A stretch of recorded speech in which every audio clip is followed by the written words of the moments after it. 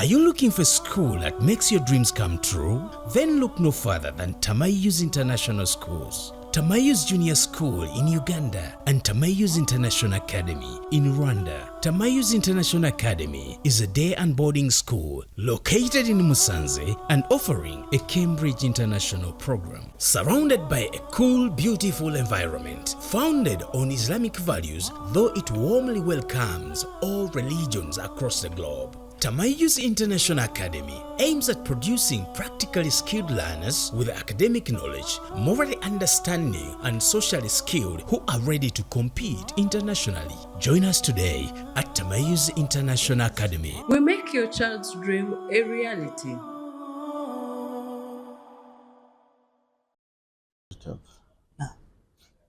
السلام عليكم ورحمة الله وبركاته. نحمده ونصلي على رسوله الكريم صلى الله عليه وسلم. oluvannyuma lw'okutenda Allah subhanahu wa ta'ala tuzzaako okusayira ku ekitiibwa Nabbi Muhammad sallallahu alaihi wasallam nga tugenda mu maaso n'okwejjukanya omusomo gwaffe gwe twatandika nagwo tahara okwetukuza naye twali tutuuse ne Sheikh Salim Bosa tugenda kuba nga tweyongerayo biidhnillah olwaleero ne Sheikh. Bismillahir Rahmanir Rahim. Alhamdulillah wassalatu wassalamu ala man la nabiyya ba'da. Ayebazibwa Allah subhanahu wa ta'ala. Tumusaba Allah olubeerera asookusaasira n'emirembe eri nabbi waffe Muhammad sallallahu alaihi wasallam. Ye nabbi ow'omulembe guno, ye nabbi ow'enkomerero, ye nabbi Allah gwe yatuma eri abantu bonna. Si nabbi nti w'abawalabu, wabula Allah yamutuma ila thaqalain aljinn wal ins, eri abantu bonna hatta n'amajinni. Njagala okukubiriza abasiraamu okutwala nabbi ng'ekikulu mu bulamu bwabwe, kubanga buli w'otamugoberera n'ovvoola ebigambo bye obusiraamu bwo buli bbali. Olina kugoberera mubaka Allah gwe yatuma. Okumanya okumugoberera kikulu. Allah yagamba mu Qur'ani y'ekitiibwa, Qul in kuntum tuhibbuna Allah. Bagambe nti ddala bwe baba baagala Allah, fattabi'uni, mugoberere nabbi Muhammad sallallahu alaihi wasallam. Amwagala agoberera nabbi. Ayagala Allah olina kugoberera nabbi. Osobola kugaa nti Allah mwagala nabbi tomwagala nga tomugoberera. Era buli wogoberera nabbi bino byofuna. Sookera ddala yuhibbukum Allah, naawe Allah olwagenda kukwagala bw'ogoberedde nabbi Muhammad sallallahu alaihi wasallam. Wa yaghfir lakum dhunubakum, Allah abasonyiwe n'ebyonoono byammwe. Kitegeeza okwagala nabbi, okumugoberera wajibu, kyatteeka, si kyakyeyagalire. Kati n'olw'ensonga eyo mbakubiriza abasiraamu okugoberera ow'ekitiibwa nabbi Muhammad sallallahu alaihi wasallam, kubanga abantu b'omulembe guno ebintu bingi, omuntu bangi babasomera amateeka aga nti eyo hadisi tenkubye. Subhanallah. Eyo hadisi noli natuuka nogeeyo hadisi wano e Uganda tekola, nga tafuddeyo kuba nti ntuufu. Tafuddeyo kumanya nti ntuufu. Ekirala bali ku ddaala wano eriraba hadisi nti eno ntuufu, eno si ntuufu. Oba balira ku ngalo, oba balira ku ki? Kitegeeza omuntu lwawulira nti nabbi yagamba sallallahu alaihi wasallam nti sama'an wa ta'a, tobuuza bibuuzo, okujjako ng'ofunye omumanyi akunnyonnyola eyo hadisi si ntuufu. Naye osanga omuntu ali ku social media okwo, ali ku TikTok, tasobola na kuteekulula hadisi nfu n'etali nfu, tamanyi gye bayita hadithun sahih Naam. Tamanyi gye bayita hadithun hasan, Naam. tamanyi gye bayita hadithun hasanu li ghayrihi au hasanu li dhatihi. Tabiwuliranga nako naye naga nti eyo hadisi tenkubye. Subhanallah. Allah tusasi. Ntegerekisi. Naam. Kaakati n'olw'ensonga eyo omuntu ayogera nti hadisi tenkubye nga ne yasalo ntamanyi gisoma. Allah. Kyenjagala okutuukako kyeki okuva luwinga mu bulamu bwaffe Nabbi Muhammad sallallahu alaihi wasallam kumugoberera. Ta'atuhu fima amara, kugondera bye yayogera, wajitinabu ma naha anhu wa zajara, bye yaziiza n'obyewala. Nabbi yaziiza ebintu bingi. Nekyenjagala okusembyayo ku Nabbi Muhammad sallallahu alaihi wasallam, muyitirizenga nnyo okumusaalira ne bw'aba ayogeddwako ne bw'aba tayogeddwako. Ne bw'oba oli mu kaseera kaako ak'emirembe, ate okusaalira Nabbi kubeere ala sabili l-ibada.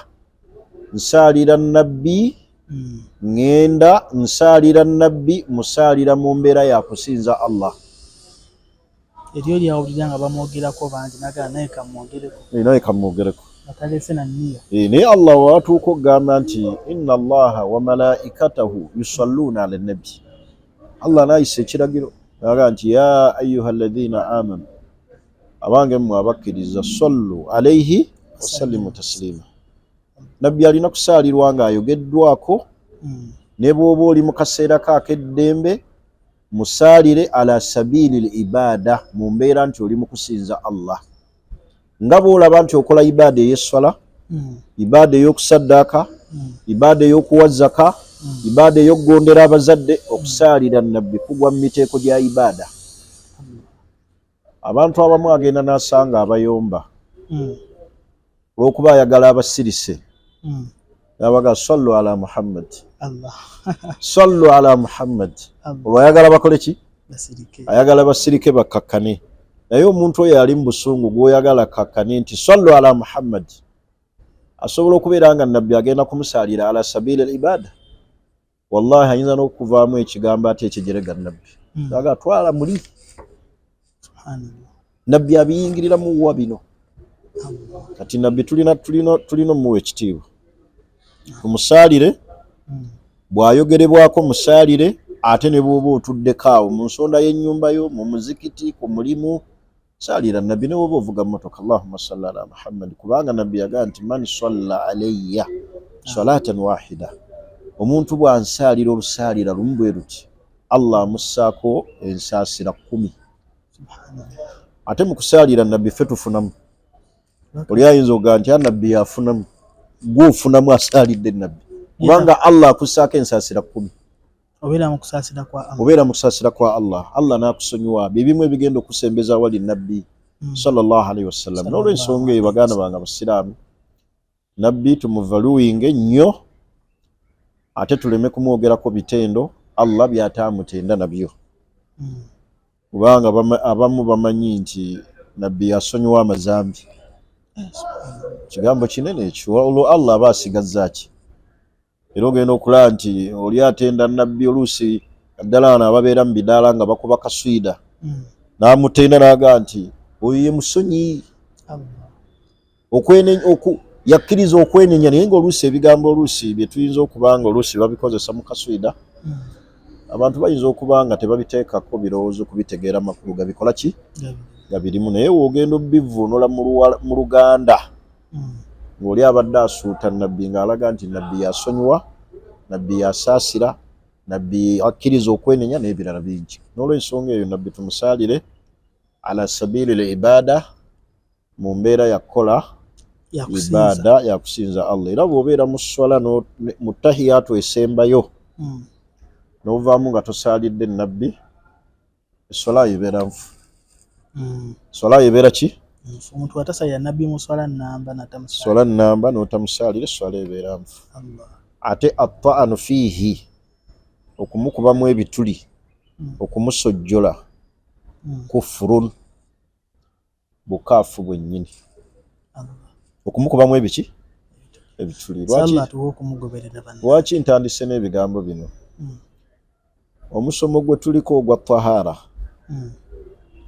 twayogera omulundi ogwayita nti mu miteeko gya tahara mwe muli omuntu okusooka okutukuza omutima gwe amazambi amaki amazambi katosobola kubeera nga oli mutukuvu ng'ogenda kwetukuza bwetukuza n'amazzi naye ng'omutima mukyafu tubanyonnyola ebikwatagana ku tahara nga bwe twatandika omulundi ogwayita.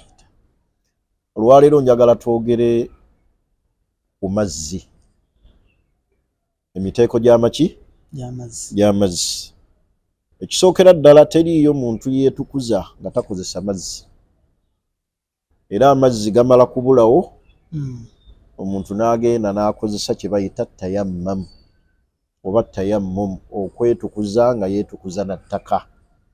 Naye nga al aslu fi tahara istimaalul ma, kukozesa amazzi. N'olw'ensonga eyo twagala tutandikire ku miteeko gy'amazzi. Omuntu ono agenda okwetukuza atunuulire amazzi ge neetukuza nago nga nfuna wuzu, ge neetukuza nago nga naaba janaba, ge neetukuza nago nga nva mu nifaasi, ge neetukuza nago nga nva mu haidu. Amazzi ago gateekeddwa kufaanana gatya? Omuteeko ogusookera ddala almaul mutlaq, ge mazzi nga go gali mutlaq, albaaki ala asli khilikatihi, agasigala nga gali ku bubumbwa bwagwo nga Allah yagatonda nga bwe gali, nga Allah bwe yagatonda nga bwe gali, nga bw'olaba amazzi g'enkuba. Hatha alma baakin ala asli khilikatihi. Bw'ogalaba bw'oti enkuba n'etonnya bw'eti, tolonzalooza nti amazzi ago matukuvu oba si matukuvu. Allah bw'atyo bwe yagatonda, bw'atyo Allah bwe yagatonda. Au nabi'il ard, mulimu amazzi agava mu nsulo. Tulina ku byalo byaffe enzizi, ng'oluzzi olwo asulu khilikatihi, bw'atyo Allah amazzi ago agava mu nsulo bwe yagakola ki? Tolaba Allah yatugamba nti wa yunazzilu alaykum minas samaa'i ma'an liyutahhirakum bihi. Allah abasiza amazzi okuva mu ggulu nga y'enkuba. Naye nga lwaki Allah agabasiza? Mwetukuze nago. Kati ago tegaliiko kukola ki? Era mu mazzi ago muyingiramu miyahul anhaaru, amazzi g'emigga. Ndowooza emigga mwe mujja okuyingira, emigga nga bw'olaba ennyanja, amazzi ag'enkuba, amazzi ag'ebidiba, eyo gonna gatunuulirwa. Nembeeramu n'amazzi agajja nga amazzi ago oluusi ga muzira, era mwe muyingira ma'u zamzam, amazzi gaki? Ga zamzam. Abantu abamu bakimanyi nti zamzam tebasobola kwetukuza naye, era ogenda okulaba oli alina zamzam tewali mazzi malala, naye nga waliwo amazzi ga zamzam ate n'agenda ku tayammum. Subhanallah. La yajuz, tokkirizibwa istimaalu tayammum ma wujudi ma'u zamzam, tokkirizibwa kukozesa tayammum nga tewali mazzi malala kyokka ate nga waliwo zamzam. Kubanga abamu bamanyi nti zamzam tasobola kufuna wuzu, wakunywa bunywi. Kituufu al asulu kumunywa, naye senga ate tubulwawo amazzi amaki amalala ate togenda ku zamzam. Manya togenda ku tayammum ma wujud ma'u zamzam. Ntegerekese? Kati ago amazzi omuteeko ogwo gwe tulabye omuli emiteeko gya emigga, enkuba Allah gy'atutonyeseza okuva mu ggulu, amazzi ag'ennyanja, amazzi ago ala asli khilikatihi, kasita gasigala ku bubumbwe bwagwo, origino yaago gaba matukuvu. Gafuna wuzu, ganaaba weetukuza nago, ganaaba nago janaba weetukuza nago haid. Omuteeko ogwokubiri almaa'u alladhi khalatahu, ge mazzi nga geetabiseemu ekintu ekirala naye nga kitukuvu. waliwo amazzi naam ya sheikh nga khalatahu tahirun galina ekigeetabiseemu ekirala naye ng'ekigeetabiseemu kitukuvu nga ki amazzi weegali geetabiseemu sabbuuni mutukuvu era sabbuuni si nagisi naye senga amazzi geetabikamu ekintu ekitukuvu nga bw'olabye sabbuuni oba ebikoola oba ebimuli oba obuwunga ne gakyusa ebbala lyago oba empooma yaago oba akawoowo kaago yu'tabaru tahiran bagatwala nti matukuvu naye tegeetukuzisibwa nago oba kategerekisa mwegaseemu ebintu ebitukuvu olina amazzi awo mu kidomola ne gagwamu ekitole kya sabbuuni ekitole kya sabbuuni ekyo kigakyusizza eitha ebbala oba empooma oba empunya yaago ago amazzi go matukuvu ntegerekisa naye ate tebakola ki tebeetukuza nago olw'okukyuka kwago gavudde ku origino yaago oba ntegerekisa kitegeeza senga gabeerawo ne gagwamu ekitukuvu naye ne gaba nga tegalina kye gakyuseeko ne gasigala nga bwe gabadde weetukuze nago sheekhe tulina enzizi ku byalo byaffe nga musobola okgenda ku luzzi ne musanga obukoola obw'omuti we guli nga bugudde awo mu mazzi bw'otaga nti makyafu gamala kubanga gamaze kukyuka oba empunya yaago ati ne tubeerayo n'omuteeko gw'amazzi nga asulu khilikatihi nga origino yaago bwe gatyo bwe gafaanana tegali nga gano ga bulijjo naye nga origino yaago go bwe gatyo nga mazzi ki amazzi agabeera mu bisenyu entobazi gawunya ettosi naye ye origino yaago bw'atyo Allah bwe yagatonda amazzi ge tulaba mu swamp mu bitoogo eyo ye origino yaago era ojja ganywa bw'otyo owulire nga olusu lwago si lwe luno olw'enkuba si lwe luno olw'oluzzi naye olw'okuba asulu khilikatihi origino yaago Allah kwe yagatondera bwe gatyo ndowooza bwe twogera ku mazzi nga wolaba ag'ebisenyi galimu ebbumba gafaanana bulala era osobola n'okugasanga nga ga kikuusikuusi nga bw'olaba kkala eri ga kikuusikuusi naye nga bw'atyo Allah bwe yagakola ki ago beetukuza nago oba ntegerekisa kitegeeza nga tugeze gano aga bulijjo sigalabye nensanga gano ge galiwo Allah yagatonda bw'atyo nfunisa ago buzo sheikh ate waliwo n'abantu bangi nga ge mazzi ge bawangala nago ng'ebitundu byabwe ge gamazzi ge balina si meeru ga kikuusikuusi gawunyamu ne kkala eri ey'ensonzi ey'ebbumba nga ge mazzi gaabwe era bagakugirayo agasse n'awali mu gundi yaabwe n'agaleeta mu nsuwa n'aganyogoza oluusi mu firiji naye nga bwe gatyo ye asulu yaago kati ago lamu yukhalituhu bishaiin n'ag'olunnyo geego gennyini genjogerako gw'oredde origino yaago Allah yagatonda nga ga lunnyo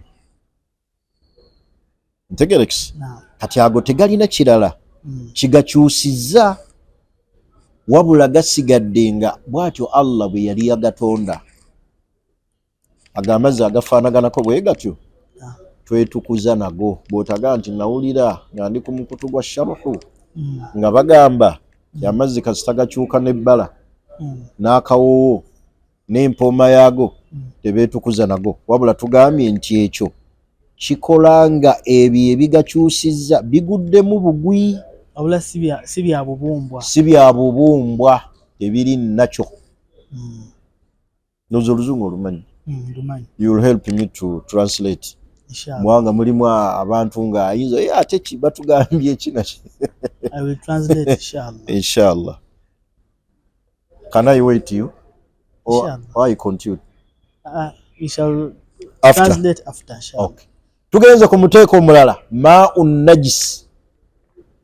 Ge mazzi amakyafu khalatahu najasa geetabiseemu obukyafu faghayyarat rihuhu akawoowo ne kakyuka n'empooma n'ekyuka n'ebbala ne likyuka wa hukmuhu annahu la yajuuzu istikhdaamuhu agennamula yaago tetukkirizibwa gakozesa fi shay'in min al ibadat mu ibaada yonna awil aadaati oba mu mbeera ezisigadde tetwetukuza nagwe mu ibaada tetugafunisa wuzu tetuganaabisa lunaaba lwa jjuma tetuganaabisa nga tugenda okunaaba janaba wadde ogakozesa mu mbeera ezaffe eza bulijjo nga ki ng'ogafumba mu kyayi ng'ogwozesa engoye kubanga ma'u najisi makyafu gaguddemu obukyafu ate obukyafu obuguddemu bugakyusiza ogenza okugawulira booti gawunyira ddala enajisi eyaguddemu oba ntegerekese kati agate togozesa kanzu bw'otaga nti kanga kubbemu omo njoze kanzu ya haji togakola ki omuteeko ogwokusatu tugwogeddeko nti ma'u annajisi njagala twogere ku ma'ul musta'mal amazzi agakozeseddwako gegaluwa huwa al-ma'u al-mutasaqit min a'dha'i al-mutawaddi'u ge mazzi ng'ono afuna wuzu gamuyiikako gakozesebbwako gakola ki wa hukmuhu annahu tahir ennamula yaago matukuvu bw'otaga nti ago mazzi ga najisi wa mutahiru li ghayrihi era gatukuza n'ekirala ebbanga lye gamala nga tegeetabyemu kintu kikyafu tegeetabyemu kintu kiki kikyafu lwaki basahaba ba nabbi Muhammad sallallahu alaihi wasallam nabbi bwe yafunanga wuzu basahaba baalwaniranga amazzi agamuvaako ku biyungo bye agamukola ki agamuvaako ku biyungo bye kyova olaba hadisi Sheikh Nasruddin Albani yagaa nti hadithun sahih yagaa nti anna nabiyya sallallahu alaihi wasallam masaha bi ra'sihi min fadli ma'in kana fi yadihi yasimuza oba yasa masaha kwekola kwekusimula oba yayisa mu mutwe n'asiimula mu mutwe gwe ku mazzi ge yasigaza mu ngalo ze ekiraga nti ago amazzi gaba matukuvu teyaddamu kugamba nti ayiwemu yaddamu kuyiwa mu malala era wano ensobi gye tutera okukola nga tufuna wuzu yeruwa ensobi gye tukola nga tufuna wuzu kwe kubeera nti omuntu bw'aleeta amazzi agasiimuula mu mutwe ataddayo n'aleeta amazzi amalala agayisa ku matu eyo nsobi nabbi yabikoleranga wamu bwe yafunanga bw'ati amazzi agagenda osiimuula ku mutwe yasiimuulanga bw'ati nazza ekisigadde n'ayisa ku matu naye kati abasinga ensobi gye tukola ogimanyi kwe kubeera nga okuyisa mu mutwe oleeta amazzi bw'oti n'oyisa mu mutwe ate n'oleeta n'amalala n'oyisa ku matu hatha khata mulimu n'okudiibuuda nabbi sallallahu alaihi wasallam teyalabwako ng'aleeta amazzi ag'okuyisa mu mutwe ate n'aleeta n'amazzi amalala n'ayisa ku matu wabula ekyafikkangawo ng'amaze okuyisa mu mutwe bw'atyo bwe yayisanga ne ku maki yenfuna ya nabbi Muhammad sallallahu alaihi wasallam yeyafunanga mu wuzu kitegerekesa ekyo gyegyo emiteeko gy'amaki njagala njogere ku kye bayita as-su'uru. Su'uru kyeki?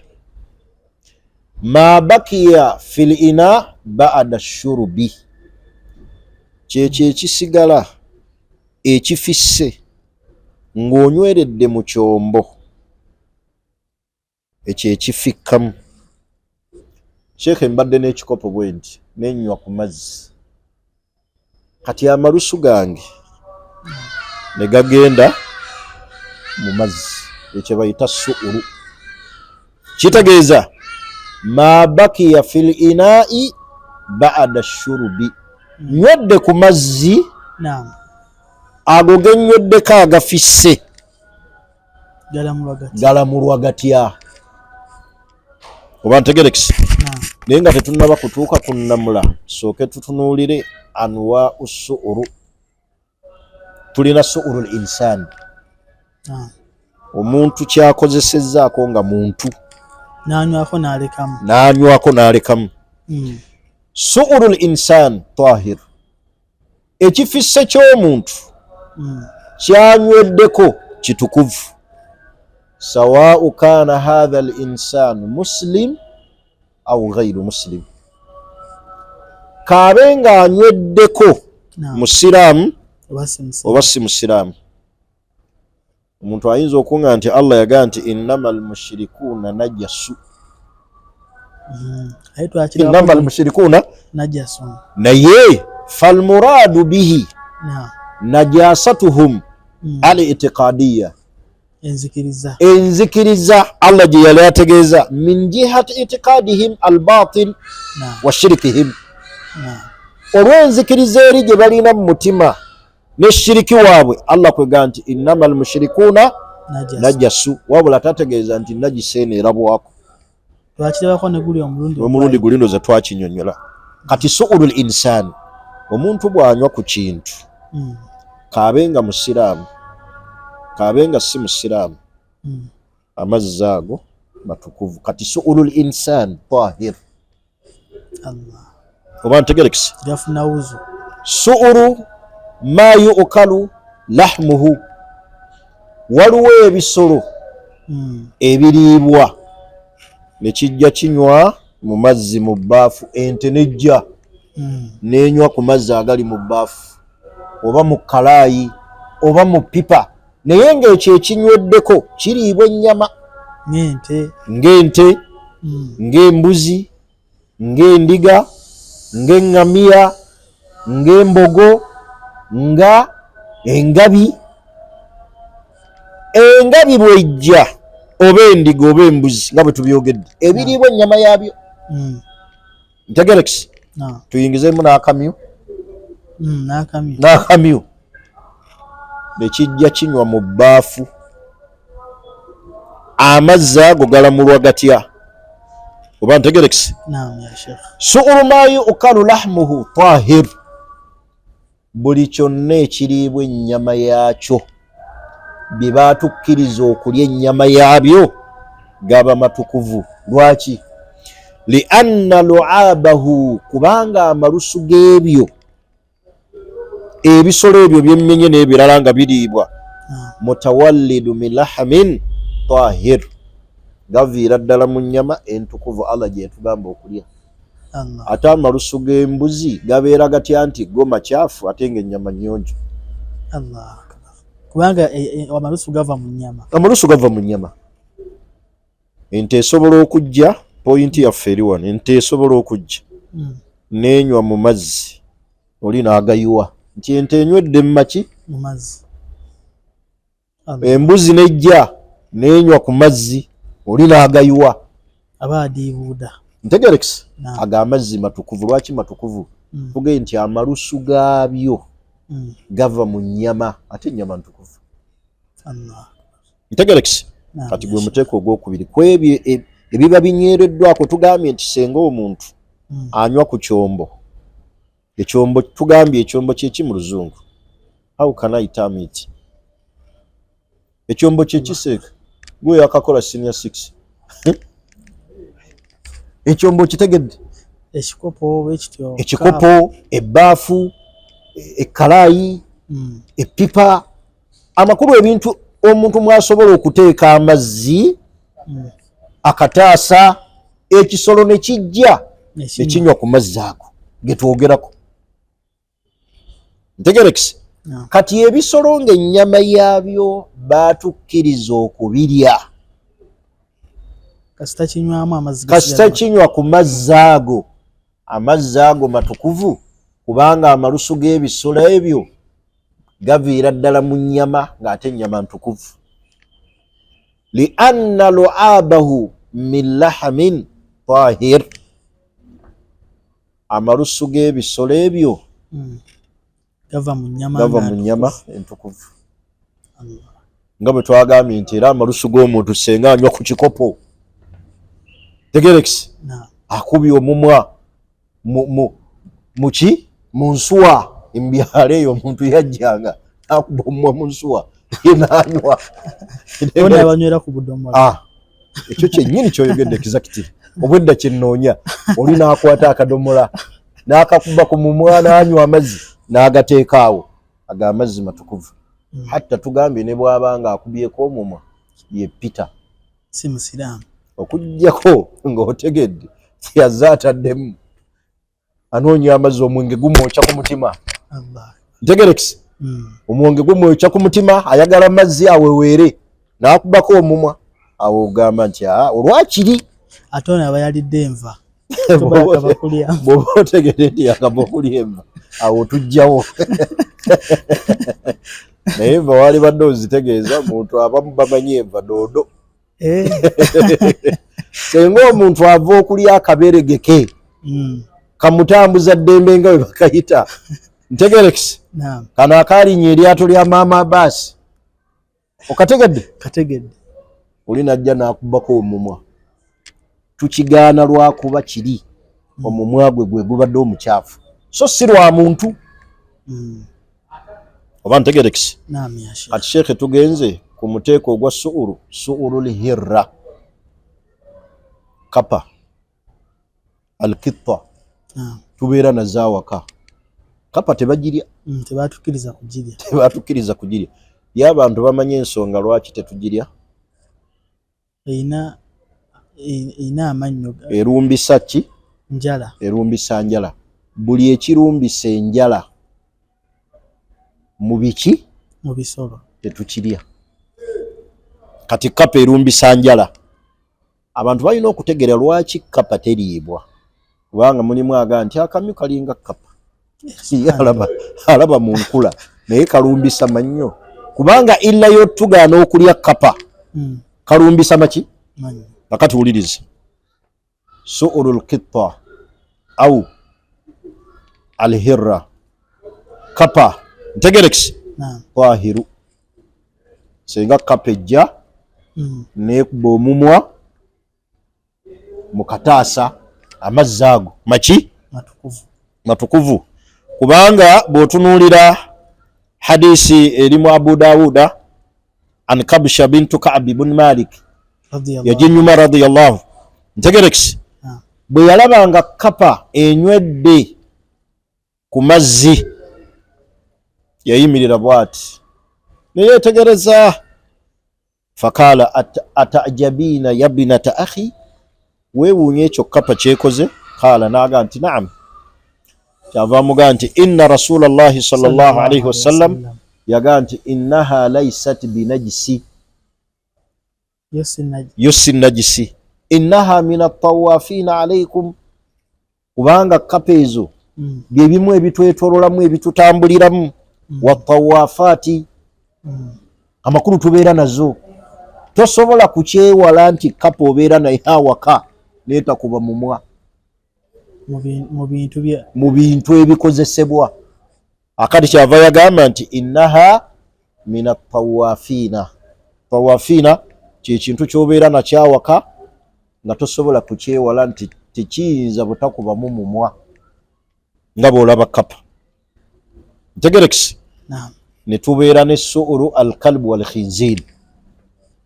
Senga embwa oba embizzi yeekubye omumwa mu kyombo mu kataasa mu bbaafu tukola tutya? su'ru alkalb walkhinziru najis, ekyo kyo gababeera ki la yajuzu istikhdamuhu fi shay'in, aga amazzi tokkirizibwa gakozesa mu kintu kyonna, togozesa ngoye zo era togafunisa ki hadisi eri Muslimu, hadisi ya Abi Huraira, Nabbi sallallahu alayhi wasallam yagaa nti idha walagha alkalbu fi ina'i ahadikum, senga embwa ekuba omumwa mu kyombo ky'omumu mmwe, falyurqihu, amazzi agayiwe, thumma liyaksuluhu 7 marrat, akyoze n'emirundi 7, hadisi eri Muslim. Wa amma su'ul alkhinzir, bwebeera nga mbizzi yekoze ekyo, falkadharatuhu, obukyafu bw'embizzi, wa najasatihi, n'obukyafu bwayo, kyekiraga nti mwana wattu si kituufu, si matukuvu. waliwo kye bayita kadhara wa najasa. Kadhara nga bwolaba empitambi, ate najasa bwe bukyafu. Si buli kye tuyita najasa nti yempitambi, naye kye tuyita kadhara byempitambi, obukyafu obuva mu muntu. Kati obukyafu bw'embizzi buli bwennyini n'obukyafu bwayo, amazzi ago yiwa. Ntegerekisi? Kaakati tulina kye tuyita su'ulul bighalu wal himar. Budde butumala? Olwo kye tuyita bighalu wal himar, endogoyi nezebagala gye bayita mu luzungu kye tuyita camel. Endogoyi donki. Donki. Ate kino kye twebagala tukiyita tutya? Yendogoyi donki. Ate kye tuyita alhamir. Alhamir ye camel. Camel. Ye horse. Horse. Ne donki. Kakati wulirize. Su'ulul bighalu wal hamir tahirun. Kati horse senga yebe ekikoze bitukuvu. لأن النبي صلى الله عليه وسلم وأصحابه نبي نبني كانوا يركبونهما بابي بغلانغا، فلو كان سؤرهما نجسا، kiba kubanga amalusu gaabyo senga bikomba ku kintu beera najis, nabbi yali badde akinnyonnyola, kubanga nabbi okubanga yabyebagalanga kitegeeza talina we yaliwonedde nti tekisobola kumukombako oba kukomba ku lugoye lwe oba ku kanzu ye oba ku nkutu ye. Nekiraga nti bwebeera nga albighal walhamir su'uruhuma tahir, kubanga nabbi yabyebagalanga ate teyalyebagadde nabbi kikyafu. Olwo hadisi gy'osobola okusoma nti nabbi yebagala ku mbwa kuba nkyafu. Kyovula era omusiraamu bamugaana okulunda embwa. Buli walunda embwa Allah akendeeza ekigere ekyenkana kiraatu ku mirimu gye. Naye omuntu alina mirimu ki egyenkana kiraatu? Bwe twali e Madiina nga tugeraageranya kiraatu nga nabbi yagaa nti kiraatu mithlu jabalul Uhud. Kiraatu kyenkana nga bwolaba olusozi lwe Uhud. Twatunuulira olusozi lwe Uhud nga tulina we travel nga luliko kilometers 7.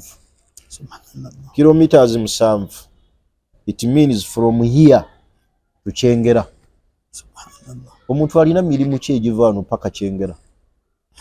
Egyo Allah gyakendeeza olw'okulunda embwa. Naye olwaleero abantu balunda embwa baziteeka mu mmotoka, olwo babiyita buki obwo bwe batambula nabwo obweru, busimayi bupupi buki? Papi. Atambula nako, abamu baziteeka mu mmotoka ziina, olina ateeka embwa mu bbuutu, olina agiteeka awakanga, kyakwesanyusa. Embwa yakkirizibwa okulundibwa either kukuuma ebirime oba ebisolo oba embwa enjizzi. Bintu ebyo bisatu amanyi ne baawukana ku mbwa ekuuma omuntu. Ekyo kirimu khilaafu bayina ahli ilmu. Era senga omuntu agirunda nga waliwo kumukuuma olw'obuzibu obuli mu nsi nga bwe tulaba embwa za poliisi, tateekeddwa gisuza mu nnyumba.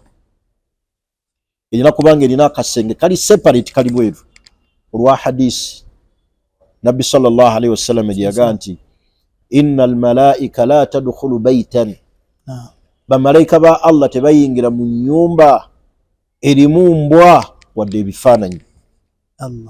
Kati bw'oba ogirina olw'akhilaafu y'abamanyi nti ekkirizibwa okukuuma omuntu olw'ensonga ze bannyonnyola, bw'oba ogirina erina kubeera ng'erina akayumba kali bweru, so sigiteeka muki mu mbwa. Naye abantu abatambula nazo mu mmotoka, abamu bazikwata mu kibuga atambula nayo. Bw'atambulidde nayo kitegeeza ne mu nnyumba ebeera. Yes, bw'atambulidde nayo mu mmotoka kitegeeza mu nnyumba ne mu kisenge. Tunuulira obugwenyufu ate obw'abazungu bazirekera n'ebyobusika. Subhanallah. Olina abanga emmaali ye yonna afudde n'agiraamira embwa, era embwa bw'efa agikolera anakuwala n'agikola bw'eba erina ekisimanyi etuuse ku birthday n'akola akabaga n'akateekamu essente empitirivu. Tunuulira obugwenyufu n'obwononefu obuli mu nsi. Tubulaba era abantu wano abazikoppakoppa, abazitambuza mu mmotoka, alina zaawaka, oluusi abamu bakoppa abazungu bye babalengerako naye nga bambi tamanyi kyafiirwa. Allah okuggyako ekyenkana kiraatu kakigambo kinene. Ntegerekisi. Kati n'olw'ensonga eyo abazungu baate embwa bazisukkulumya oluusi ne ku bantu. Ntegerekisi. Kale tulina okubeera nga twewala. Njagala kusembyayo olwaleero su'uru sibaagu al-bahaim wa tuyur. Waliwo ebisolo n'ebinyonyi. Sibaa'ul bahaim, ebisolo ebikambwe, wa hiya al-hayawanat, byebisolo allati ta'kul wa taftaris, ebyo byolaba ebiri abantu, ebirumba abantu, ebirina obukambwe, kadhibu wal asad, nga boolaba emisege, empologoma, engo. Ntegerekisi. N'ebifaanaganako bwe bityo n'ebinyonyi ebikambwe ebiri abantu nga ki? Binyonyi ki nga bikambwe nga biri abantu? Nga binyonyi. Ebiwuggulu kinyonyi kisolo? Kinyonyi. Makulu waliwo ebinyonyi nga bizibu oba empungu. Amakulu byolaba nga binyonyi nga bikambwe. Ntegerekisi.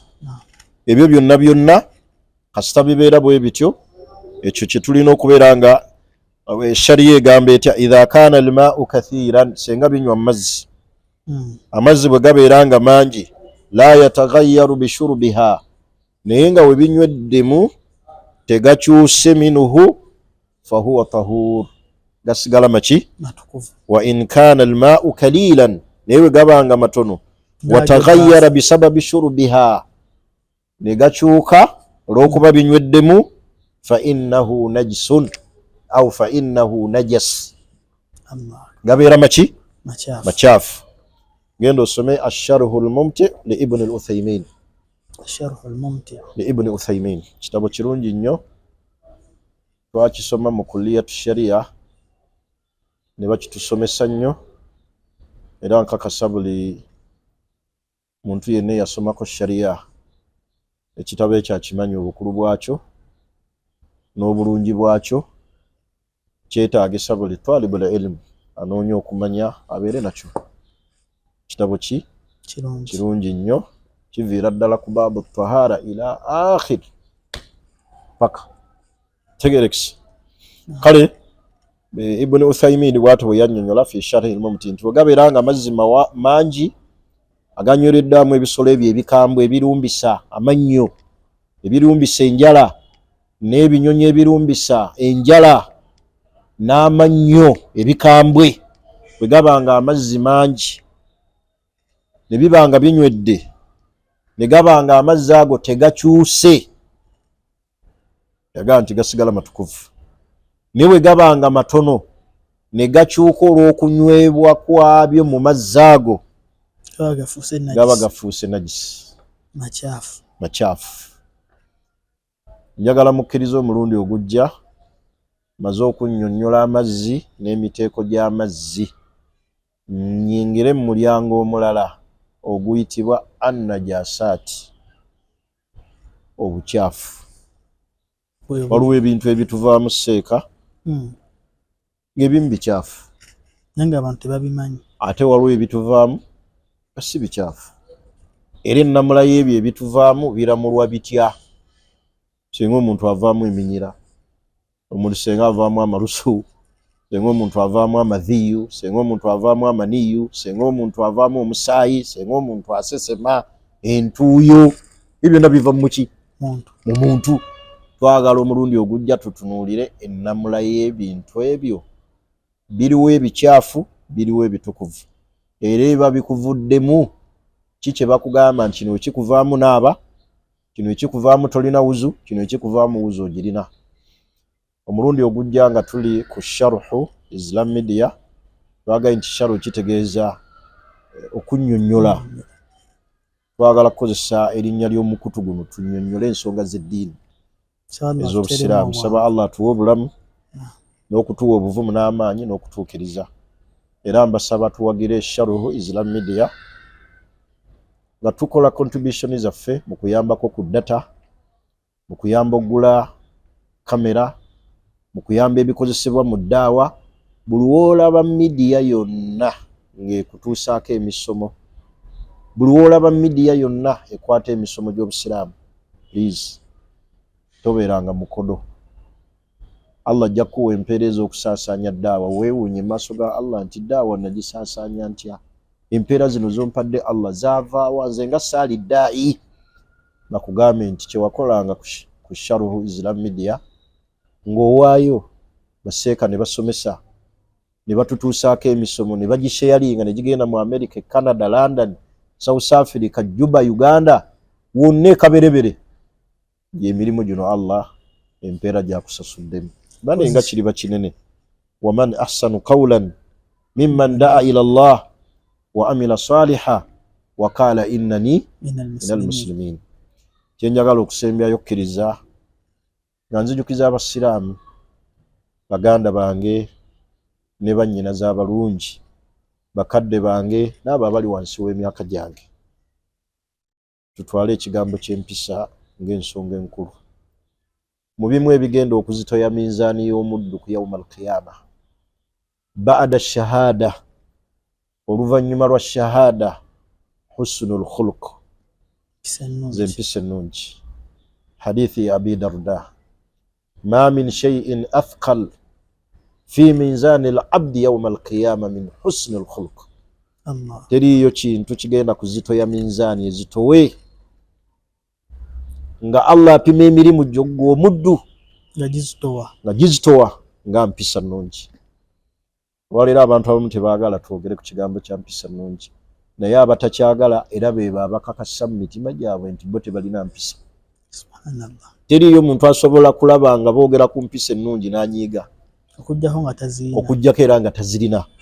Era mulimu abantu boolaba nga boogera naganze ekikulu mumanyi sirina mpisa, ngenda kwogera nga bwe nsanze, abanyiiga banyiige mukimanyi nze sirina mpisa. Subhanallah. Ma hadhihi al-kalimatu al-khabitha, binaga bwentyo bwe nakula. Oli tamanyi nti n'empisa ennungi zisobola okukola da'wa. Nga Nabbi Muhammadin sallallahu alayhi wasallam yalina empisa, era ebyawanguza da'wa ye ku bantu abatali basiraamu. Mpisa zalagawala. Nabbi sallallahu alayhi wasallam oga nti akmalul mu'minina imanan, asinga abakkiriza obujjuvu, ahsanuhum yabasinga okuba n'empisa ennungi. Mutwale ekigambo ky'empisa ennungi ng'ekikulu. Okumanya empisa ennungi zaalagawala zisobola okukukolera ddaawa kwabo bonna abatakukkiriza. Okumanya empisa ennungi zaalagawala ziwangaaliza omuntu mu buli situation yonna. Omuntu alina empisa ennungi talina wantu wasobola kulemererwa, naye omuntu atalina mpisa nnungi alemererwa awantu wangi. Buli wamu society yeeyisa bubi ne bamugoba. Hata osobola n'okusanga omwana ng'alina step mother we olw'okuba alina empisa ennungi. Step mother oyo n'ayagala omwana n'amutwalanga ddala ekibumba kye ng'ekyenda kye olw'empisa ennungi z'alina. Naye tunuulira omwana ali ku step mother ng'omwana talina mpisa, bamuggyawo bujja. Ekigobesa abaana mu masomero kiki? Butaba na mpisa. Ekiremesezza abantu obutawangaala babiri mu bufumbo butaba na mpisa.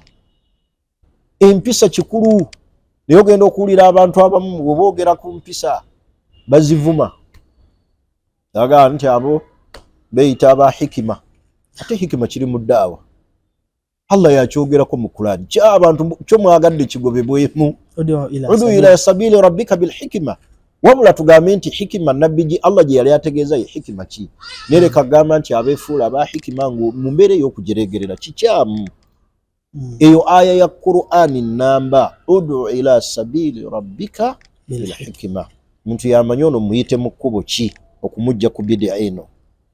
Muyite mu kkubo ki okumwagazisa swala. Muyite mu kkubo ki okumujja ku nsobi eno. Hikima fi'lu yambagi fi waqti yambagi kama yambagi, kyekintu ekigwana okukolebwa mu kiseera ekituufu nga bwe kisaana okukolebwa ku muntu oyo omutuufu. N'olwensonga eyo togireegereranga ng'owulira nga boogera ku mpisa okuggyako nga ggwe tozirina. Era abantu abamu beekakasako naaganze ekikulu mummanyi sirina mpisa. Nino olaba society egenda emuwandula emugoba. Bebo bosanga era bali mu maka olw'obukyafu bw'empisa amaka gamulemye. Sanga omuvubuka alina emyaka 37 nga yakawasa abakyala 8. Babutaba na mpisa. Buli omu agenda buli wasadduka bamutenda empisa embi. Omusajja talina mpisa lwakumulaba oyo kwambala bitambaala naye talina mpisa. Lwakumulaba kwambala kanzu talina mpisa. Yawasa gundi n'amulema, n'awasa egindi ne bamulema, n'awasa egindi ono yakawoowa akaana kaamulema, uyo yaddukidde egindi mpisa. Mpisa mbi.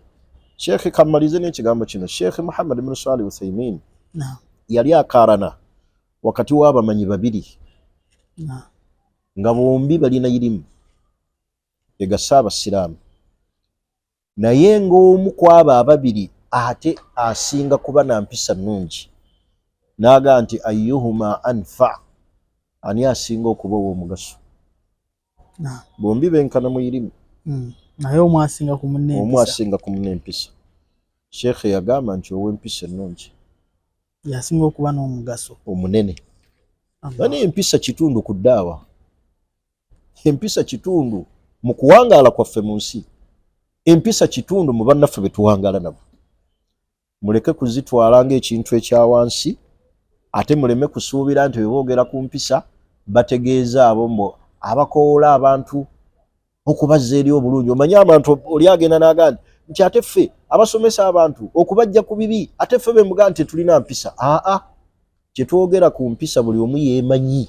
Bwe baba boogera ku mpisa embi gwe tegeera nti either nina empisa ze nakoze embi ntegerekisi kubanga balil insanu ala nafsihi basira. Teriyo omuntu asobola kulaba muntu ng'ajja abantu ku shiriki n'agamba nti gundi oyo talina mpisa, wabula kisinziire ebigambo by'ofulumira n'ennabbi abantu yabajja enneeyisaayo. Yes, enneeyisaayo, ebigambo byo, ebikolwa byo. So siga nti olw'okuba oli asomesa abantu essala, oli asomesa abantu ennyambala entuufu ey'obusiraamu, oli asomesa abantu tawhidi, nti gwe bategeeza nti yatalina mpisa. Gwe kennyini weemanyi nti empisa tolina. Naye obusiraamu bukugamba kyuka obeere n'empisa ki ennungi. Ate tusobola okukyuka ne tufuna empisa ennungi. Olaba Sheikh ke kagambo kange akasembayo kuba ntera okulaba nga osomesa ku mpisa ennungi. Njagala oyongereze ku bigambo bino mu misomo gyo. Kagambo kange akasembayo, olaba basobola okujja ekisolo. Ebisolo biri bye tuyita domestic animal. Ebiwangaalira mu ki? Wild animal. Byebiwangaalira mu nsiko. Basobola okukijjayo ne bakiteeka mu domestic animal ne kikyusa obutonde bwakyo obw'ensiko ne kiyiga okuwangaala n'abaki? N'abantu. Bwe kibanga ekisolo kisobola okukyuka zi wild animal. Ate gwe omuntu ekisolo kisobola okukyukira ekibadde kiwangaalira mu nsiko ne bakireeta ne kitandika okuwangaala n'abantu ne kiyiga embeera z'abantu era ne kikyusa obutonde bwakyo. Ate gwe omuntu osobolera ddala okukyuka. Leka gamba nti bakimanyi gwe tolina mpisa okyasobola okukyuka. Allah. Kyaba batugambanga akagero twasomanga eyo mu primary. Al-himaru au atikiraru yuallimu al-himaru. Okuddingana ekintu tikiraru. Continuously. Kuyigiriza endogoyi. Nemanyi ekyokukola mu kaseera. Nemanyi ekyokukola. Naye batugambanga abasomesa baffe Sheikh Idrisa Lubega Allah amusaasire. Yafundikiranga aga nti wa idha kana tikiraru yuallimu al-himaru. Bwe kubanga okuddingana kusobola okuyigiriza endogoyi. Fama balul bashar. Ate omuntu. Lwaki gwe bakuddingana va ku shiriki, va ku shiriki tomuvaako. Lwaki bakuddingana beera n'empisa ennungi, beera n'empisa ennungi. N'osigala nga gw'osiiriize. Nze bakimanyi, omanyi sirina mpisa nnungi. Buli atandika n'omukaddima n'agamba bye ngenda okwogera anti bakimanyi sirina mpisa. Ekitendo kye weetendako kibi. Ekitendo kibi. Obusiraamu bwavumirira empisa embi. Naye raba ggwe ate weetenda nakyo. Olinga abaga nti kinyuma. Bannaye empisa kitundu ekisobola otuwanguza, kisobola okuteeka mu society wonna ne tuwangaalirawo. Lw'okubeera n'empisa ki? Ennungi. Empisa ennungi. Bameka nga abamu ne bayimaamu b'emizikiti babagobye emizikiti. Nga tebalina mpisa. Naye omusiraamu oyo toddayo okusaala naffe. Olw'enneeyisa ye embi, olw'empisa ze embi. Ate nga yabadde imaamu abatwala. Oluusi nga namusaaze. Muzikiti gwa nti asaalira kawaki? Waka. Awalala olw'empisa ze embi. Lwaki otuuka ku leve eyo y'okusiiwuuka empisa n'obanga gwe tolina mpisa ate weetenda nazo embi. Kale nkusaba ntera nnyo okulaba ku misomo gy'empisa antuzawida hadhihi al-kalam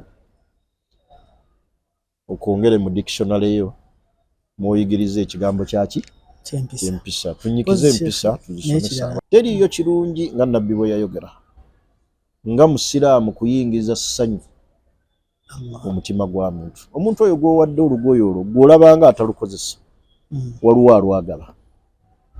Omwana gw'ogulidde ebitabo n'agenda bw'ati ng'abadde waka ng'ekyamutuuza butasoma lwa bitabo n'obimuwa. Bannaye ensonga ya charity abasiraamu mugitwale nga kikulu. Omwana asoma n'akusabira edduwa. Omwana asoma n'akusabira edduwa naye nga wawaayo omutwalo.